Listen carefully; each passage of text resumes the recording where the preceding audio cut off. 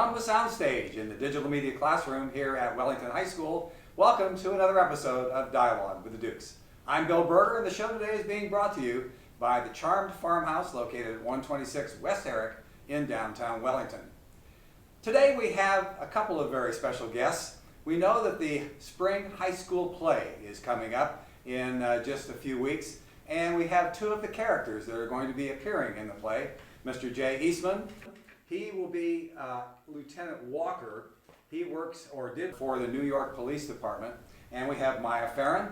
She is the protagonist in the play, and she is her character is Ellie or Elaine.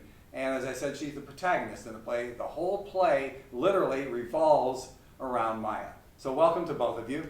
The first question, before we actually get into the play, Jay, why is community theater so important to the village? Oh, that's a loaded question. That's community theater. It's more than just entertainment. It's an opportunity for people in the community to express themselves. It's an outlet for creativity. It's a chance for people to have a voice and an opportunity for the community to come together, to share, to laugh, to cry, to see art performed. It's great. It's there and it's gone. We put it on. There's no recordings. It's an amazing expression, and we have such an amazing facility here in Wellington. Oh, absolutely. We're so lucky, and the community theater program is it's great. Well, we talked earlier, Maya. What made you actually join the drama club? You said you've been in plays ever since the 4th grade, so you've got a lot of experience. I just remember being younger, like even in elementary school, and liking just the idea of being on stage and playing these different characters. And so when I was in 4th grade, the McCormick Middle School Drama Club was starting. It was the first year, and I jumped on it, and I just kind of become my thing. You know, I can't imagine not doing it now. Well, as we talked about earlier, you're the president of the drama club. You've been doing it since the 4th grade now. Is this something that you want to continue doing after you graduate from Wellington? I think if there are opportunities for theater programs in college maybe, but nothing serious like majoring in it, or if I can ever do a summer workshop here in Wellington when I'm home. But so I'm going to keep my options open. I see. Well, because as I mentioned earlier, Maya is the main character in the play, I'm going to throw this question over to Jay because he's a part of the play, obviously. So give us a quick synopsis of the play. What are the people going to see? So everything kind of happens in one room, the living room, Maya's living room, and she sees a dead body through the window in an apartment across from her apartment. And from there, she sees it, and then it's gone. And from there, everything just kind of snowballs, and it's exciting. It's a very exciting play. Well, as I said, you're the main character. Everything, like Jay said, everything revolves around you. Introduce your character. What is her main idea in this play? Well, Elaine Wheeler is a very wealthy woman. She's an heiress, and she's married to and devoted to her husband, John, and she clearly loves him very much.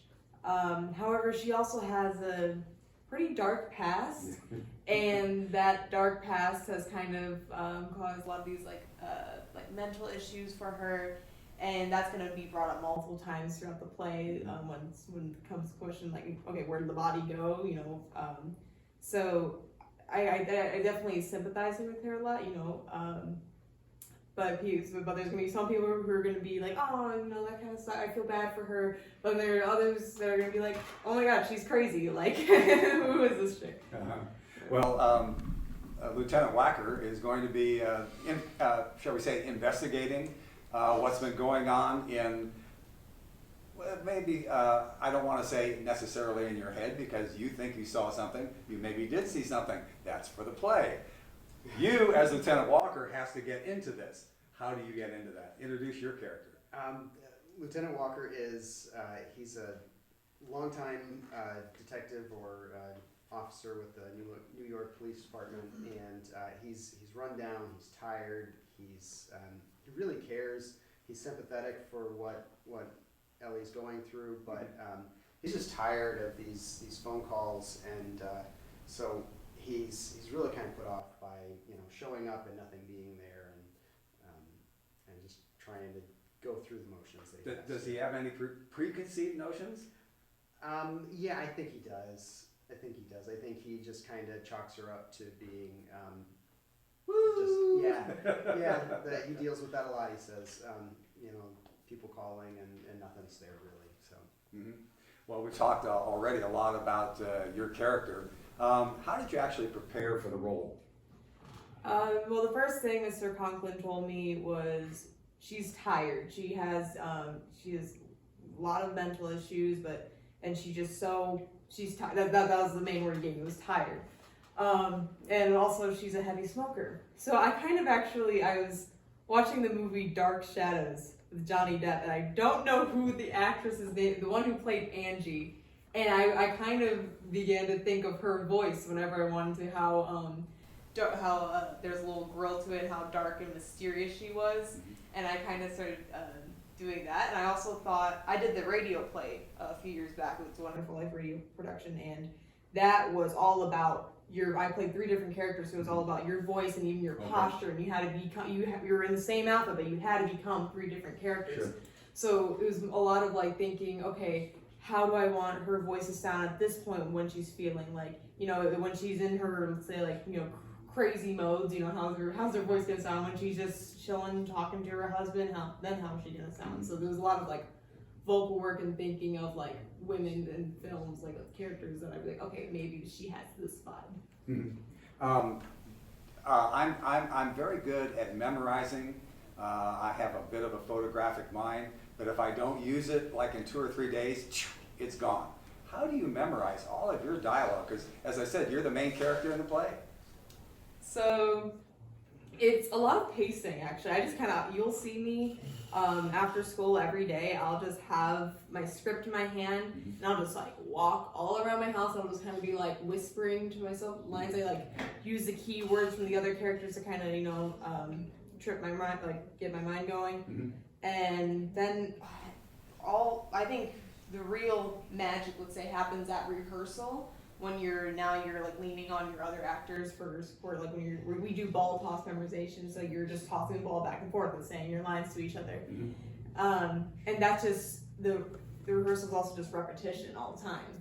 We'll run the scene 5 times before we move on. Sure. So it's all just repetition and just having fidget. I need to fidget with something to really get something down in my brain.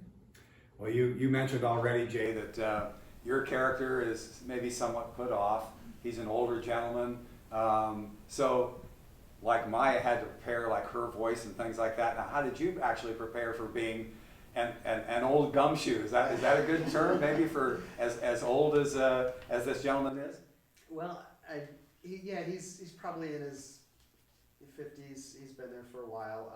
I just trying to imagine what it has to be like for him every day to be dealing. He's run down by the city. He talks about the crime rate, the number of murders. He's dealing with the murders all day long, every day, and just how that would wear on you, how that would grate, just your personality, and how you'd be exhausted by it, but yet you'd be motivated to continue doing the job, and just trying to think through what that would be like to have to get up every day and face that, and also to face there's nothing there. Mm-hmm. There's nothing there, and how aggravating that would be, but how you want to do the job thorough and right. Mm-hmm. Well, Maya, when you first read the script that you were talking about, what were your thoughts about your character? Did you have any preconceived notions about her? And then how you were going to play her? Well, I was, as I read through it, I was definitely on her side, kind of.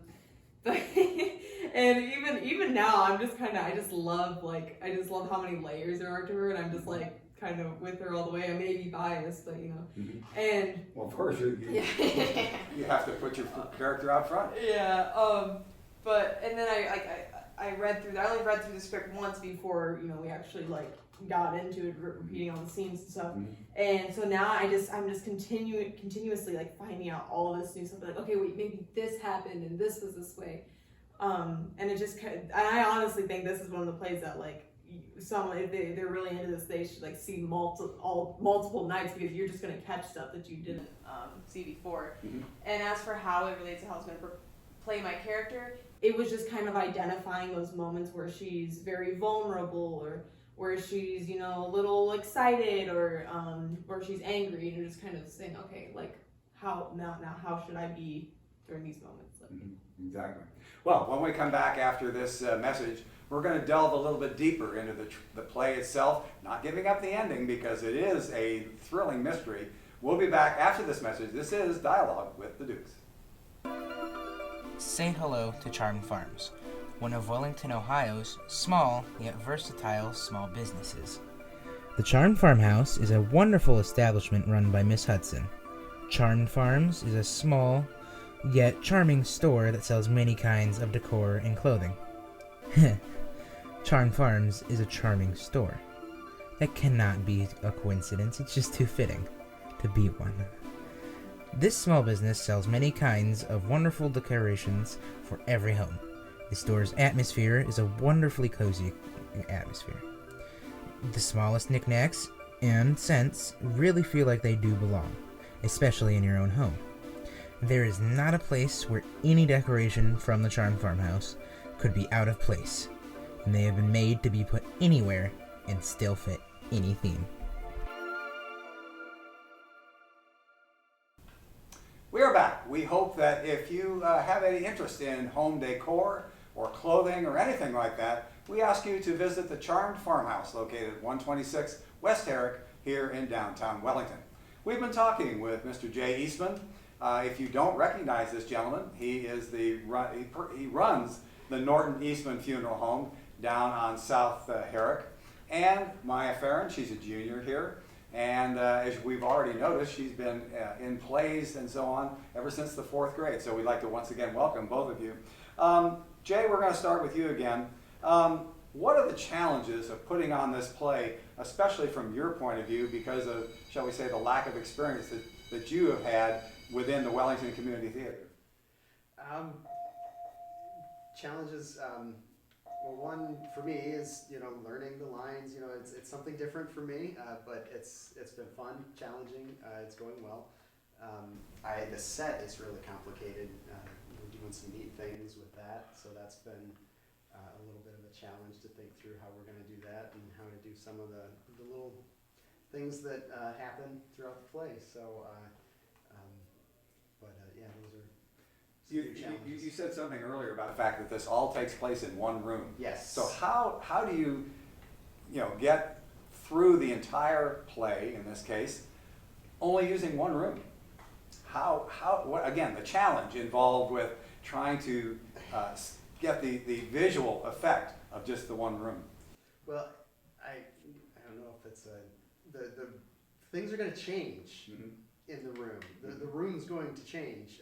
It's almost a character itself. So it's thinking through how that's going to happen and how that's going to reveal things as the play goes on. Mm-hmm. Has been a challenge to think through. We mentioned before the fact that this play was actually adapted from a 1973 film, and her character in the film is played by Elizabeth Taylor. So churning up all of the emotions that Liz Taylor, a very professional actress, been in many, obviously, plays. How do you actually churn up all the emotions that someone like Liz Taylor would actually do in the movie? Well, I do draw on, from just kind of putting myself in Elaine's shoes. She, the body's there and then it's not. And then she's accused of, just being crazy or lying. And so, we've all maybe been there before in some degree. And so I just feel okay, how would you feel if you're just being told that you're crazy? Also, she's describing these gruesome scenes, like her, traumatic past, and it's just that she's really struggling. Those are very emotional moments. And my brother passed away in October from a really gruesome death, and seeing his body was like pretty, like at the funeral was like very, so I do think about that a lot. So yeah, those are some main points. Mm-hmm.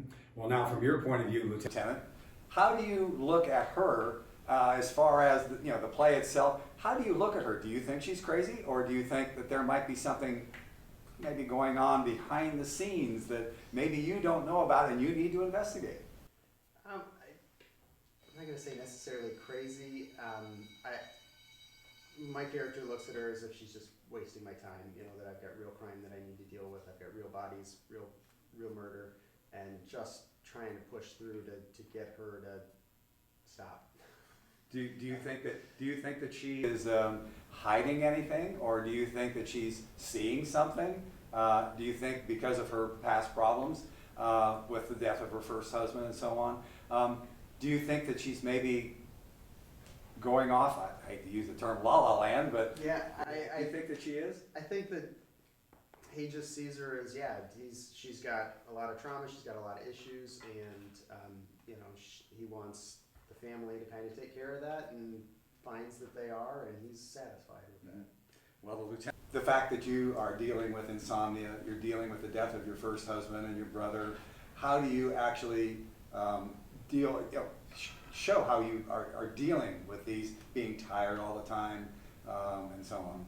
So I use what I learned in the script from her past, and just kind of like, okay, so now she's more sensitive, and so she's going to be more frustrated when this character says this, or this thing happens, or she's going to be, she's going to like this, or she's not going to like this, or even just her voice. I try to bring out the tiredness and just the over it mentality in her voice, and so that's been like a main role in me, like interpreting this character. Mm-hmm. Well, Jay, you're kind of a newbie to the community theater.